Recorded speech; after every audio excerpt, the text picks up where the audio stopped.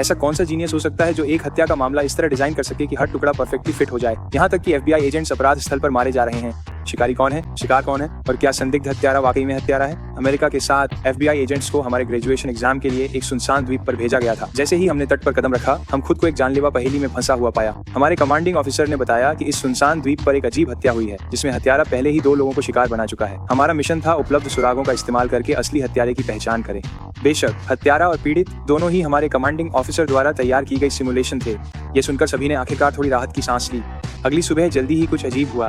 Bathroom में एक मरी हुई बिल्ली मिली, जिसके शरीर पर एक एजेंट का बैज लगा हुआ था और उसके मुंह में एक टूटी हुई घड़ी ठूंसी हुई थी। घड़ी की सुइयां 10 बजे पर अटकी हुई थी। हम सब ने मान लिया कि यह भी हमारे कमांडिंग ऑफिसर द्वारा रखा गया एक और सुराग है। नाश्ते के बाद हम सुराग ढूंढने के लिए अलग अलग दिशाओं में फैल गए। एक छोटे से किराना स्टोर में हमें कुछ नया मिला। छत से बंधी हुई एक पुतली, ये जरूर पीड़ितों में से एक होगा। जब हम इस पर चर्चा कर रहे थे, तभी शेल्फ पर रखा एक अलार्म घड़ी अचानक बज उठी। एक एजेंट उसे बंद करने के लिए आगे बढ़ा, लेकिन उसने एक जाल सक्रिय कर दिया। इसके बाद डोमिनोज की तरह एक श्रृंखला प्रतिक्रिया शुरू हो गई,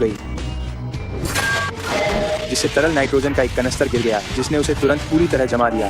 फिर उसका शरीर 2 टुकड़ों में टूट गया। हम बस बेबस होकर उसे मरते हुए देख सकते थे। अलार्म घड़ी पर समय ठीक 10 बजे दिखा रहा था। किसी ने भी यह उम्मीद नहीं की थी कि प्रशिक्षण अभ्यास के दौरान वास्तव में किसी की मौत हो जाएगी। शव को संभालने के बाद हमने अपने कमांडिंग ऑफिसर से मदद के लिए संपर्क करने की कोशिश की, लेकिन द्वीप पर किसी भी संचार उपकरण में कोई सिग्नल नहीं था। और भी अजीब बात यह थी कि पूल टेबल पर एक घड़ी दिखाई दी, जिसमें 12 बजे का समय दिख रहा था। डेविड घबराने लगा। उसे शक हुआ कि यह हत्यारे की तरफ से कोई संदेश है। ये कोई प्रशिक्षण अभ्यास था ही नहीं। इस द्वीप पर कहीं न कहीं एक असली हत्यारा छुपा हुआ था। एरिक को याद आया कि डॉक पर एक नाव थी, जिसमें शायद रेडियो हो सकता है। हम वहां भागे, लेकिन पास पहुंचने से पहले ही हमने एक और जाल को सक्रिय कर दिया। नाव टुकड़ों में फट गई। सौभाग्य से इस बार कोई घायल नहीं हुआ, लेकिन मुख्यालय को हमें लेने में अभी 2 दिन और लगने वाले थे। तब तक हम में से कोई भी निश्चित नहीं था कि हम हत्यारे का अगला निशाना नहीं बनेंगे। हमने बस बैठकर मरने का इंतजार करने से इनकार कर दिया। बेस पर लौटकर हमने शस्त्रागार खोला और जो भी हथियार मिल सके उठा लिए। हमने एक थर्मल इमेजिंग डिवाइस भी खोजी। हमने उससे पूरे द्वीप को स्कैन किया। हमारे अलावा और कुछ आवारा बिल्लियों के सिवा किसी और का कोई निशान नहीं था। सिर्फ 2 ही बातें समझ में आ रही थीं।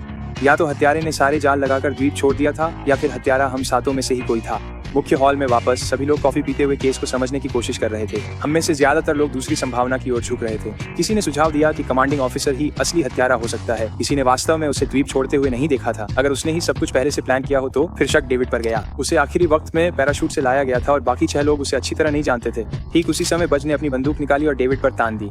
उसे डेविड के कमरे में पूरे द्वीप के नक्शे का एक विस्तृत मानचित्र मिला था। स्पष्ट था कि डेविड पूरी तैयारी के साथ आया था। बाकी सभी ने भी अपने हथियार निकाल लिए और डेविड पर तान दी। घड़ी ने 12 बजा दिए।